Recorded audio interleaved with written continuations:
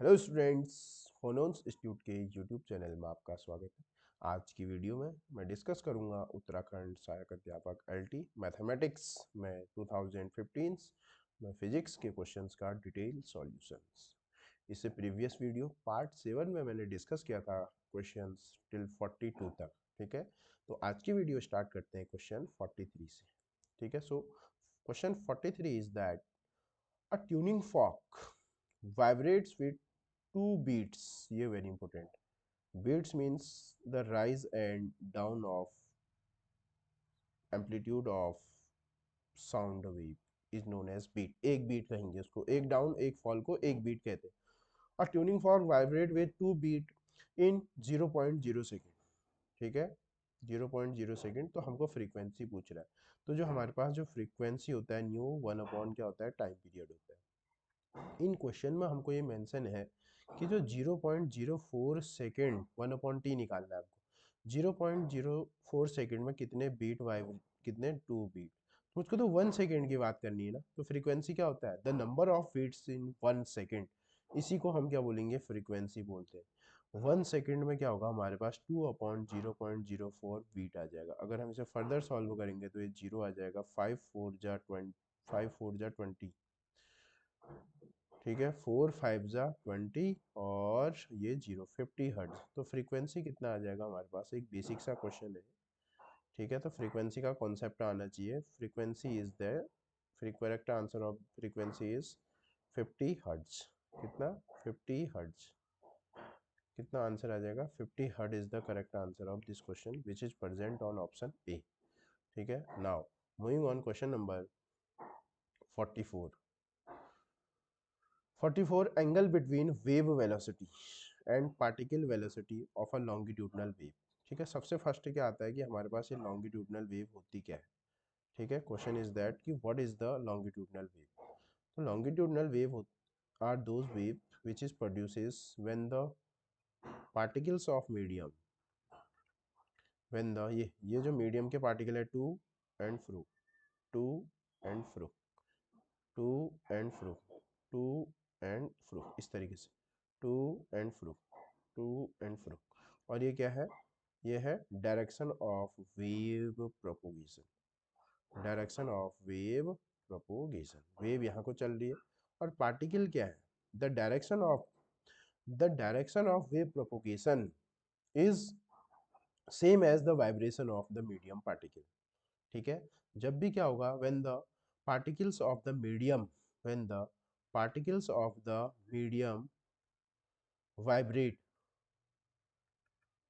vibrate is in the direction of, is in the direction of propagation of wave, propagation of wave, then longitudinal wave are generated, produced। ठीक है, तो इस case में क्या हो रहा है, दोनों के बीच में जो एंगल हो रहा है कितना हो रहा है, जीरो हो रहा है, क्योंकि दोनों पैरेलली क्या कर रही है, पैरेलली क्या कर रही है, चल रही है, प्रोपोगेट कर रही है। ठीक है, तो लॉन्गिट्यूडनल वेव की बात करेंगे तो जो एंगल होगा इसमें, wave vector, wave velocity and particle velocity में, वो कितना हो जाएगा, 0 degree is the correct answer of this question. 0 is the correct answer, 0 degree.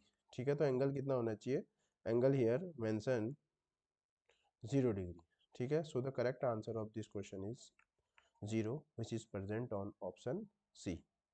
clear, now moving question number 45।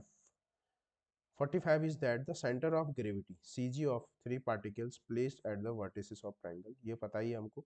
अगर हमारे पास क्या होता है, सिस्टम में जो मास डिस्ट्रीब्यूशन होमोजीनियस होता है, ठीक है, होमोजीनियस मतलब एक तरीके का यूनिफॉर्म मास डिस्ट्रीब्यूशन होता है, तो जो सेंटर ऑफ ग्रेविटी होती है, सेंटर ऑफ जो ग्रेविटी होती है हमारे पास हमेशा सेंट्रॉइड में ही होती है, ऑलवेज रिमेंबर दैट। ठीक है, so the correct answer of this question is centroid. ठीक है, कहाँ होगा, centroid. Now, moving on question number 46। 46 is very important questions। What is the mass of 2 liter? हमको mass find out करना है, क्या find out करना है, mass। What is the mass of 2 liter of nitrogen at 22.4 atmospheric pressure and 273 Kelvin। ठीक है, तो हमको क्या find out करना है, मास। तो हम क्या जानते हैं, we know that ideal gas equation हम जानते हैं। ठीक है ना, we know that ideal gas equation हम जानते हैं, उसका यूज़ करते हुए हम इसको फाइंड आउट। सबसे स्टेप फर्स्ट मेरा टारगेट क्या है? स्टेप फर्स्ट मेरा टारगेट है number of mole find out करना। अगर मैं number of mole find out कर लूँगा तो वहाँ से मास मुझे मिल जाएगा, ठीक है, मास अपॉन मोलर मास से, ठीक है, वहाँ से मुझे मास मिल जाएगा। तो मेरा फर्स्ट एम क्या है? मेरा फर्स्ट टारगेट इज है to find out the number of mole present in 2 litre, ठीक है। तो हम जानते sorry, P V equal to क्या होता है? एन आर टी होता है। यहाँ से सबसे फर्स्ट मैं एन निकाल लेता हूँ, number of mole, which is P V upon R T, putting the value of all the physical quantities with SI units। Pressure to 22.4 atmospheric pressure को पास्कल में बदलने के लिए हमको क्या करना पड़ेगा? ये एक पास्कल में one one one atmospheric pressure में 1.05 इंटू 10⁵ पास्कल होता है, ठीक है, क्लियर। वी वॉल्यूम हमको लीटर में दिया है तो convert into metre cube divided by 1000 upon R की वैल्यू याद रखेंगे 8.31, और जो टेम्परेचर हमारे पास आता है ये हमको 273 दिया है, ठीक है। अगर टेम्परेचर हमको डिग्री सेल्सियस में दिया होगा तो फर्स्ट कन्वर्ट इनटू, ठीक है, केल्विन। तो यहाँ से अगर हम इसको सॉल्व करेंगे, सॉल्व करने पर जो एन आता है 1.99, तो एन को हम अप्रॉक्स 2 के आसपास, जब मैंने इसको सॉल्व किया तो एन क्या कितना आया था? 1.99, ठीक है। तो अप्रॉक्स एन को हम क्या एज्यूम कर लेते हैं? एन को हम 2 एज्यूम कर लेते हैं, ठीक है। एन को हम कितना एज्यूम कर लेंगे? एन को हम 2 एज्यूम कर लेंगे, ठीक है। तो अब हम फॉर्मूला जानते हैं कि जो हमारे पास नंबर ऑफ मोल होता है वो मास अपॉन क्या होता है? Mass upon molar mass upon molecular mass, molecular weight, ठीक है। तो मास हमको फाइंड आउट करना है, तो मास इक्वल टू आ जाएगा एन इंटू मॉलिक्यूलर वेट। तो ये कितना हमने निकाला है? 2, और नाइट्रोजन है तो इसका 14 हो जाएगा। तो यहाँ से जो हमारे पास जो मास निकल के आएगा, जो मास हमारे पास यहाँ से निकल के आ जाएगा 28 ग्राम आ जाएगा। कितना आ जाएगा? मास इज दैट कितना आ जाएगा? 28 ग्राम, ठीक है। तो मोस्ट इंपॉर्टेंट क्वेश्चन है, इस तरीके के क्वेश्चन डेफिनेटली एग्जाम में पूछ सकता है एग्जाम में। सो ये अपकमिंग एग्जाम्स के लिए भी ये क्वेश्चन रिपीट होने के पूरे पूरे चांसेस है, ठीक है। थोड़ी कैलकुलेशन है इसमें, ठीक है। तो जो correct answer of this question is 28 gram which is present on option A, ठीक है। तो आपको सबसे पहले ये पता होना चाहिए, और आर की वैल्यू भी पता होनी चाहिए। अगर आर की वैल्यू पता नहीं होगी तो फंस जाएगा क्वेश्चन। और वॉल्यूम को लीटर को मीटर क्यूब में बदलना आना चाहिए, और पास्कल और एटमॉस्फेरिक प्रेशर को पास्कल में बदलना आना चाहिए, ठीक है। और टेम्परेचर तो ऑलरेडी यहाँ केल्विन में गिवन है। अगर केल्विन में नहीं गिवन होता तो first you convert it into, ठीक है, केल्विन, ठीक है। मोस्ट इंपोर्टेंट क्वेश्चन है अपकमिंग एग्जाम्स के लिए। Now question number 47। 47 question is that when, ये सर्किट दिया है हमको, when does the current flow through the following circuit. देखो करंट फ्लो होने के लिए क्या होना चाहिए? करंट तभी फ्लो होगी जब सर्किट क्या होना चाहिए? क्लोज्ड होना चाहिए, सबसे पहली बात, ठीक है। ये these all P Q R, these all are switches are open. When P Q R all are open then there is no current flowing through the circuit, ठीक है। करंट फ्लो होने के लिए इसको क्लोज होना पड़ेगा, इसको क्लोज होना पड़ेगा, इसको क्लोज होना पड़ेगा, इसको क्लोज होना पड़ेगा, ठीक है। When all the switches P Q R close then current flowing, अगर ये करंट ऐसे जाएगी तो ये कंप्लीटली क्या होगी? इस तरीके से फ्लो होगी, ठीक है। अगर ये वाला पाथ भी क्लोज होगा तो करंट बहुत बढ़िया से तरीके से क्या होगी?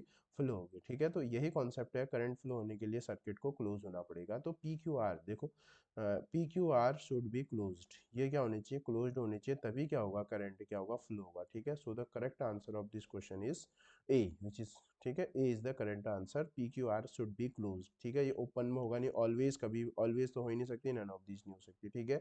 सो the concept is that when all the switches closed then the current flowing circuit, ठीक है।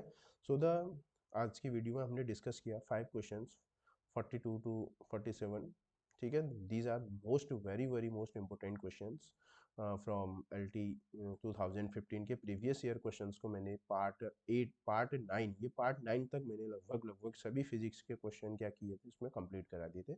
एक्चुअली जो एलटी 2015 का जो क्वेश्चन है उसमें 50 अप्रॉक्स फिजिक्स के क्वेश्चन आए थे, ठीक है। तो अब तो फिक्स रेशियो कर दिया है, मान के चलिए कि एलटी में जो मैथमेटिक्स में है, मान के चलिए 23 टू 25 क्वेश्चन तो फिजिक्स के क्या है? आने ही है, ठीक है, अगर क्या कर सकते हैं आप फिजिक्स के कुछ 25 क्वेश्चन सही कर सकते हैं तो डेफिनेटली क्या है, एक तरीके से रीइंफोर्समेंट मिल जाएगा हमको कि हमारा सिलेक्शन को क्या करेगा, कंफर्म करेंगे ये क्वेश्चन। ठीक है, और फिजिक्स के question is most important, physics बहुत ब्रॉड है, जितने आप प्रैक्टिस कर सकते हैं उस तरीके के क्वेश्चन को आप ज़्यादा से ज़्यादा प्रैक्टिस कीजिए, और अपना स्कोर कार्ड भी डेफिनेटली क्या करेंगे, कमेंट बॉक्स में मेंशन करेंगे। क्लियर? तो इस वीडियो में इतना ही। Thank you.